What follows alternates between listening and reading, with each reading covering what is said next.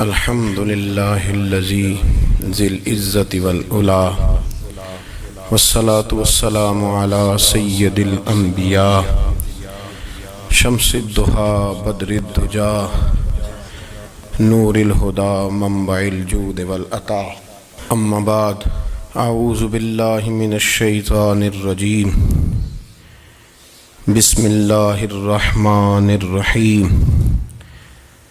قل للمؤمنین یغضوا من ابصارہم صدق اللہ العظیم وصدق رسولہ النبی الکریم ونحن علی ذلک لمن الشاہدین والشاکرین والحمد للہ رب العالمین ان اللہ وملائکتہ یصلون علی النبی یا ایہا الذین آمنوا صلوا علیہ وسلموا تسلیما الصلاة والسلام علیک یا سیدی یا رسول اللہ وعلی آلک واصحابک یا سیدی یا حبیب اللہ۔ تمام تعریفیں حمد و ثنا اللہ تبارک و تعالی کے لیے، درود و سلام نبی اکرم نور مجسم شفیع معظم آقا کل ختم رسول دانائے سبل احمد مجتبیٰ جناب حضرت محمد مصطفیٰ صلی اللہ تعالی علیہ وسلم کی ذات والا صفات کے لیے حمد و صلوات کے بعد، اسلام فطرت کے عین مطابق دین ہے۔ نبی پاک صلی اللہ تعالی علیہ وسلم نے فرمایا ہے کہ میں اخلاق عالیہ کی تکمیل کرنے کے لیے دنیا میں آیا۔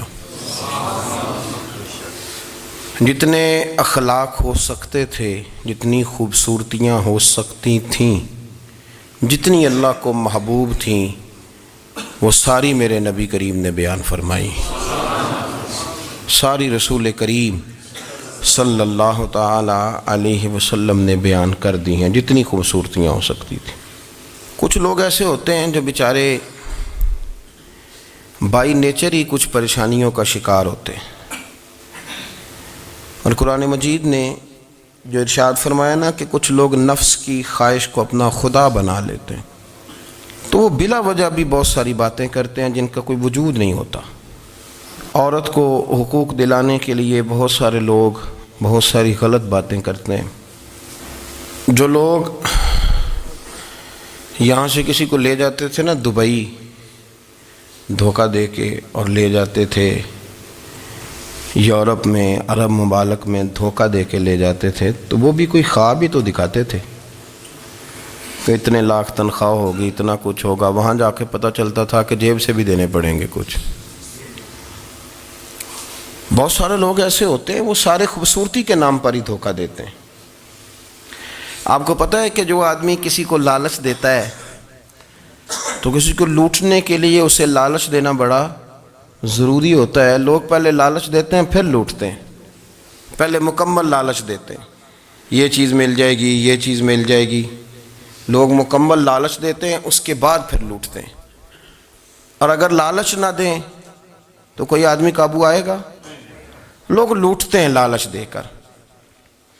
اچھا، اب وہ جو جس کو لالچ دیا جا رہا ہوتا ہے وہ کہہ رہا ہوتا ہے کہ نہیں نہیں تمہیں نہیں پتا، وہ اس وقت ماننے کو تیار نہیں ہوتا۔ وہ کہتا ہے اتنی خوبصورت باتیں کر رہا ہے، اتنی اچھے پیغام دے رہا ہے، تم میرے دشمن ہو، تم مجھے منع کر رہے ہو۔ ہوش تب آتی ہے کہ جب سب کچھ لٹ جاتا ہے۔ عورت کو ویسے بھی قابو کرنا بڑا آسان ہوتا ہے۔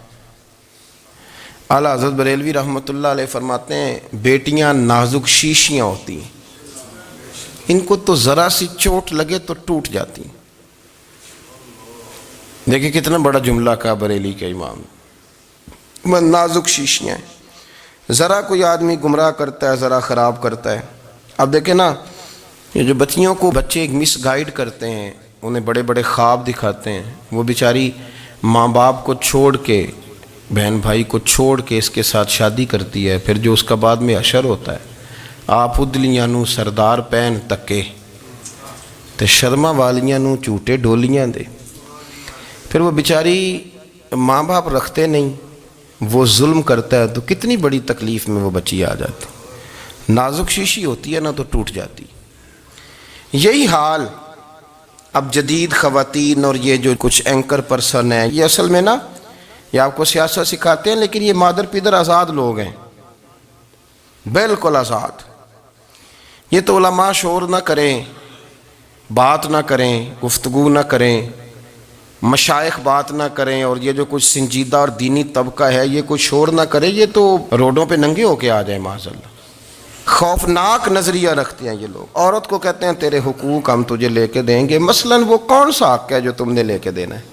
میرے نبی کریم صلی اللہ علیہ وسلم اس کو بیٹی بھی بنایا ہے، اس کو بہن بھی بنایا ہے، اس کو ماں بھی بنایا ہے، اسے بیوی کا عالی شان رتبہ بھی عطا فرمایا ہے.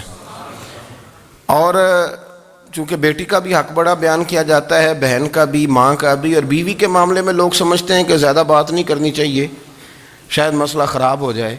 حالانکہ نبی پاک صلی اللہ تعالیٰ علیہ وسلم نے بیوی کے بارے میں پتہ کیا فرمایا؟ فرمایا جب تم نکاح کر لیتے ہو تو اپنا ایمان محفوظ کر لیتے ہو. اب میں اس کی شرح نہیں کرتا، اب خود کر لیجئے گا کہ وہ ایک ایسی شخصیت ہوتی ہے کہ جس کی موجودگی میں آپ کا ایمان محفوظ ہے. اب میں نہیں سمجھتا کہ اس سے بڑی بات کوئی اور ہو سکتی ہے، جس کی موجودگی میں آپ کا ایمان. اور بھئی یہ حدیث پاک عرض کر رہا ہوں، نکاح جب کوئی کر لے تو اس نے اپنا ایمان مکمل کر لیا. اس کا معنی یہ ہوا کہ آپ کا ایمان محفوظ ہے اس کی موجودگی میں. تو اس سے زیادہ بھی، یعنی ایمان سب سے قیمتی چیز ہے نا، تو اس کے محفوظ ہونے کی وجہ حضور نے نکاح بیان کر دی. اب میرا خیال ہے بی بی اگر کوئی اس سے بڑا حقوق مانگے گی تو بیوقوفی کرے گی. اتنا بڑا درجہ نبی کریم نے اسے عطا کر دیا، اتنا بڑا مقام دے دیا کہ تو خامند کے ایمان کے محفوظ ہونے کا ذریعہ بن گئی ہے.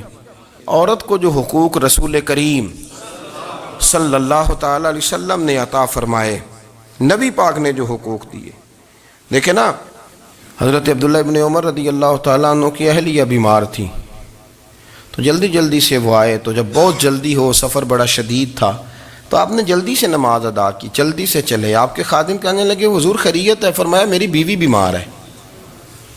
تو اس نے عرض کی حضور آپ کی اہلیہ بیمار ہے. تو آپ نے نماز بھی جلدی سے پڑھی، سفر بھی جلدی کیا. تو فرمانے لگے یہ وہ چیزیں ہیں جو ہمیں مدینے والے رسول نے سکھائی. آپ اس کیفیات کو سمجھیں کہ حضور صلی اللہ علیہ وسلم نے درس دیا. اور پھر ایک اور بہت بڑی بات، یہ فضیلت کسی اور کو نہیں دی. جو عورت کو حضور نے فضیلت دی، یہ فضیلت کسی اور کو نہیں دی. کبھی حضور نے فرمایا کہ تمہارا ابا تمہارے ساتھ بہت سخت رویہ کرے تو تم نے اس کو اس سختی پر داد دینی ہے. فرمایا چلو اگر وہ زیادتی بھی کرے تو تم نے اس کے ساتھ سلوک اچھا ہی کرنا ہے.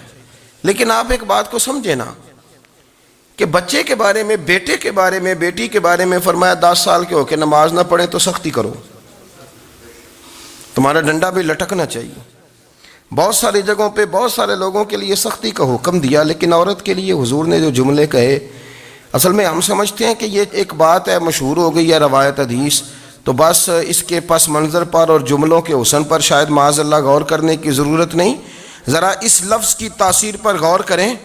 حضور نے فرمایا عورت ٹیڑھی پسلی سے پیدا کی گئی ہے، یہ ٹیڑھی ہے، اس کو سیدھا کرنے کی کوشش کرو گے تو ٹوٹ جائے گی. تو حضور پھر ہمارے لیے حکم کیا ہے؟ فرمایا جیسی ہے تم اسی کے ساتھ نبھا کرو. آپ سمجھیں کہ اتنا محفوظ حضور نے درجہ دے دیا بی بی کو، اتنا محفوظ کہ فرمایا غلطی بھی ہو تو میرے غلاموں تم اس کے ساتھ نبھا کرو، گزارا کر لو. کو کیا اور حق چاہیے عورت کو، جس کو اس کی غلطیوں سمیت نبی پاک نے قبول کرنے کا حکم دے دی کہ اس کی کمزوریوں سمیت قبول کر لو. اب اس کو اور کیا کوئی کمزوریوں سمیت قبول کرتا ہے؟ کبھی آپ دکان پہ بیٹھے ہو تو آپ کہیں بھی اس میں یہ بھی غلطی، میرے مال میں یہ بھی کمزوری ہے، یہ بھی کمزوری ہے، یہ بھی کمزوری ہے، تو کر لے قبول. کرتا ہے کوئی؟ کوئی شخص ایسا ہو جو کسی چیز کی کمزوریاں بیان کر کے کہ اسے قبول کرو؟ پر رسول کریم صلی اللہ تعالیٰ علیہ وسلم نے نا ہمیں سبق دیا، حضور نے ہمیں درس دیا، نبی پاک نے ہمیں پیغام دیا. فرمایا یہ ٹیڑھی ہے، سیدھی کرنے کی کوشش کرو گے تو بیچاری ٹوٹ جائے گی، تو اس کے ساتھ نبھا کر جاؤ.